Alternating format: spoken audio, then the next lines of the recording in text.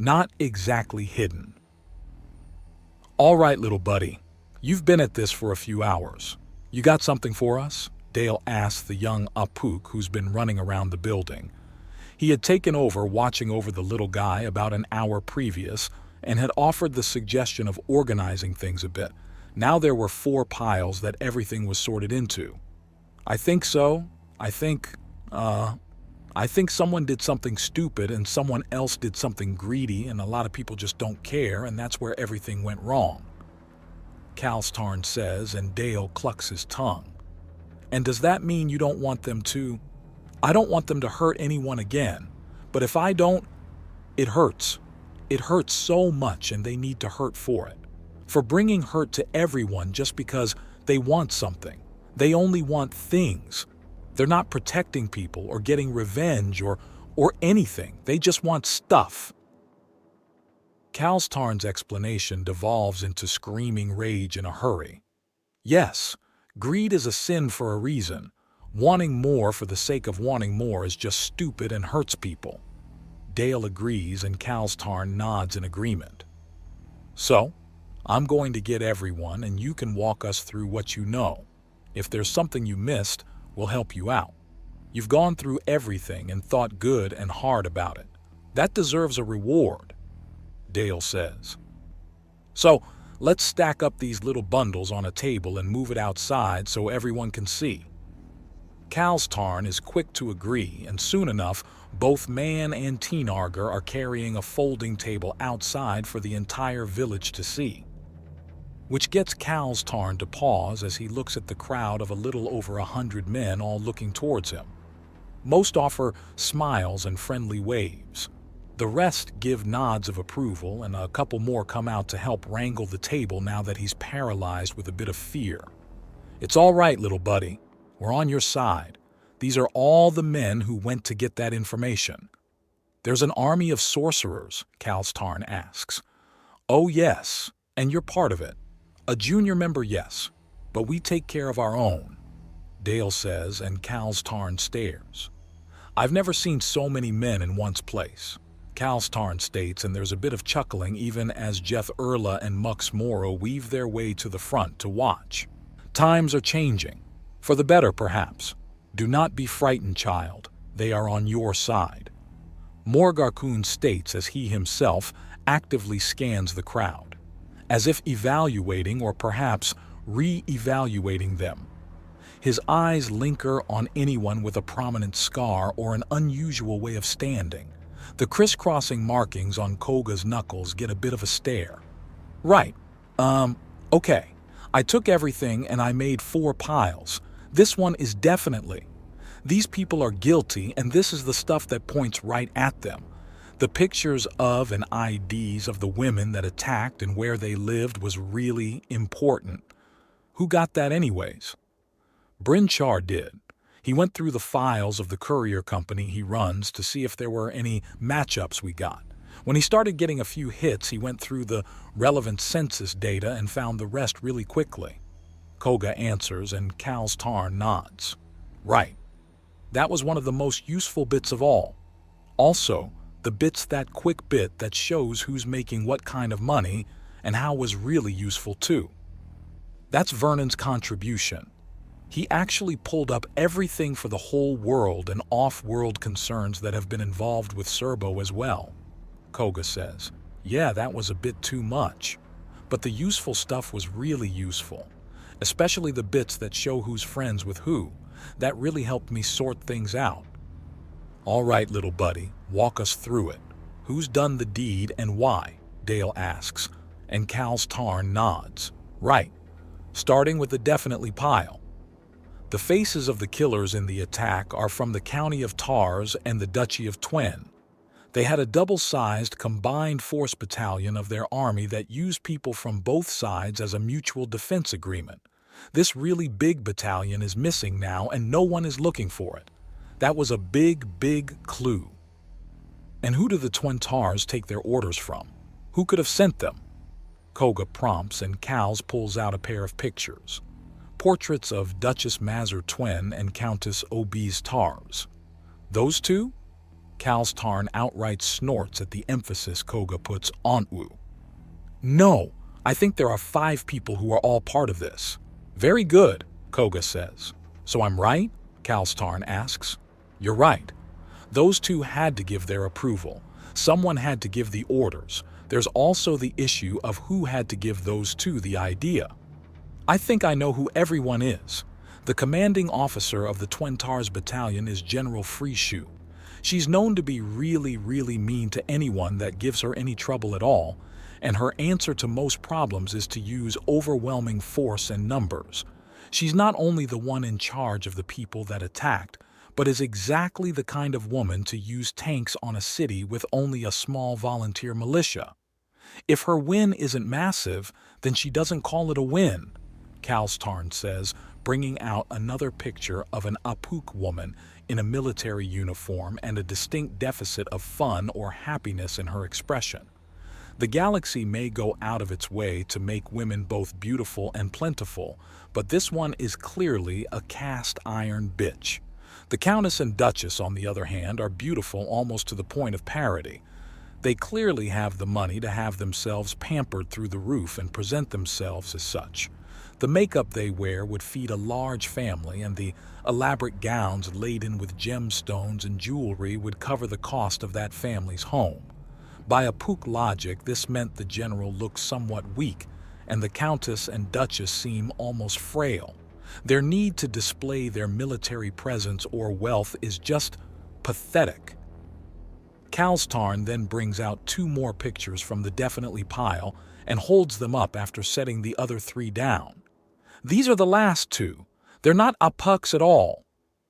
What are they then? Morg Arkin asks, even though he knows on sight what those women are. This first one is an AKA. Her name is Alicia Silverscale. The other one is an Alfar. Her name is Liana Gemblossom. They both work for a company called All Meal Suppliers. They're really high up too. They come in because there was not only a lot of times they were seen talking to Mazur Twen and Obiz Tars, but they're who really profits from this. They're the ones who gave both the Duchess and the Countess a lot of money and will make even more from this. Just those 2? Not the entire company? Dale asks, and Kalstarn pauses. With what we know, maybe. It's in the maybe pile. I don't know if it's just these 2 or more in the company, but they did talk Mazur Twen and Obiz Tars into sending Frey and her Twentars Battalion after Nodok. Kalstarn explains, and there's a lot of nodding. He's on the right track. Very good. Now, why? Koga asks, and Kalstarn pulls out one of the last few bits of evidence from the definitely pile. There are still 2 recordings he has yet to hold up. They wanted to get control of the no-dock ranches. Our exports would always sell out before people would even look at all meal products. These 2 wanted to take out the competition after they tried and failed many times and many different ways to get control of the no-dock ranches. But they couldn't buy them, couldn't steal them, couldn't shut them down or sabotage them. So they set this whole thing up so they could either buy what was left or have it all burned down, Kalstarn declares. For a moment, the entire assembly of sorcerers can feel a flash of rage. Kalstarn starts to rip up the photos, then stops. We have extras, Koga assures him, and the small child vents some of his frustration by ripping the pictures of the 2 businesswomen into tiny shreds.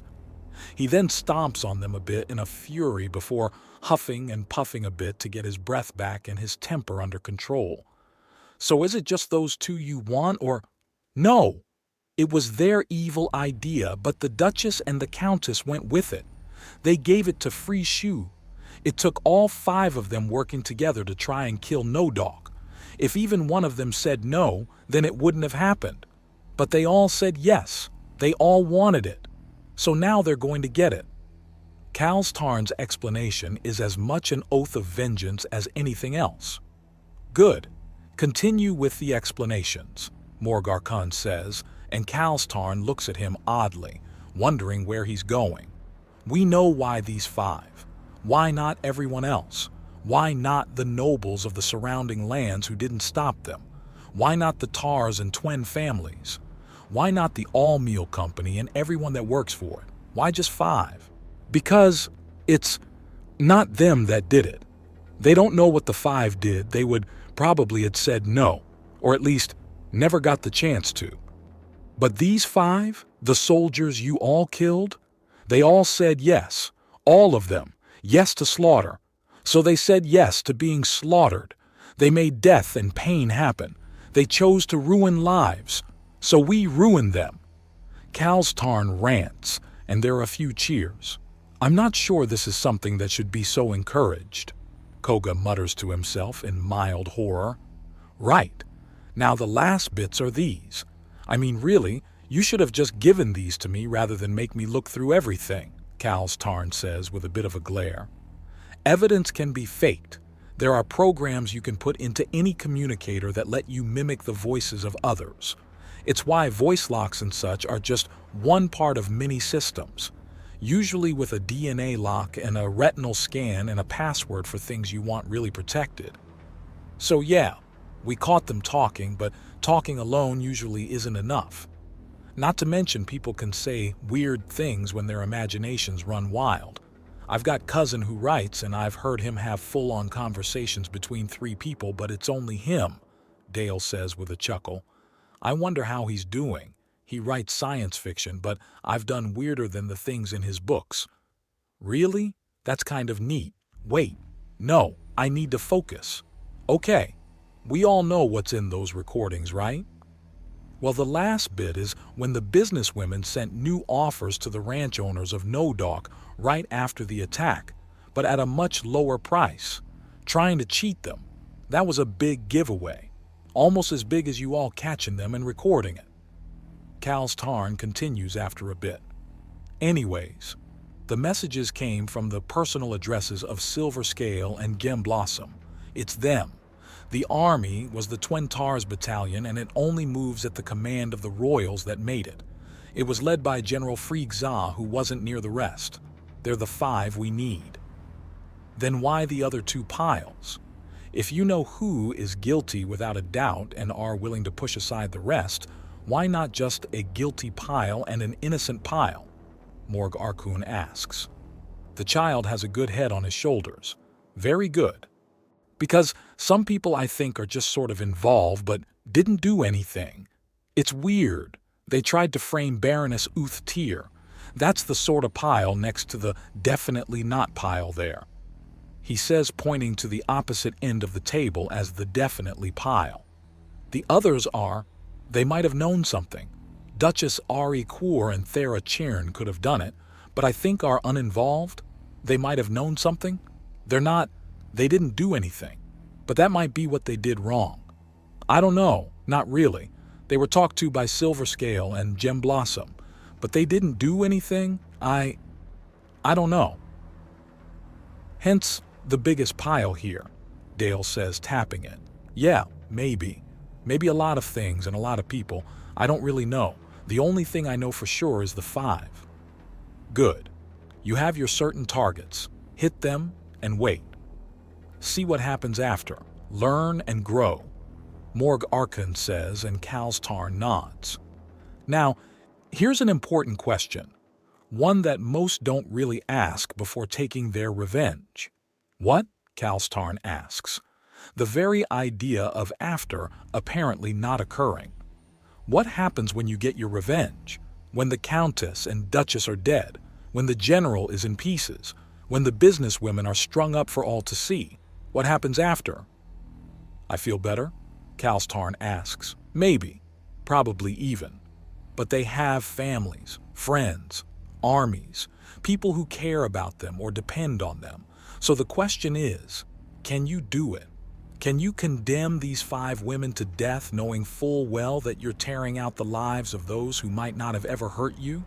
That your justice means horrible things for other— Yes, Kalstarn shouts at him. Good, good. If you're ready to meet the consequences, then good. Let's get to it. Do you want your revenge? Morg Arkun asks. Yes, my aunt is dead. My mother is dead and my dad lost a hand. Vera Tarn and Jen Tarn are gone. Friends and family, my home, because of them, they die. Kals Tarn rages,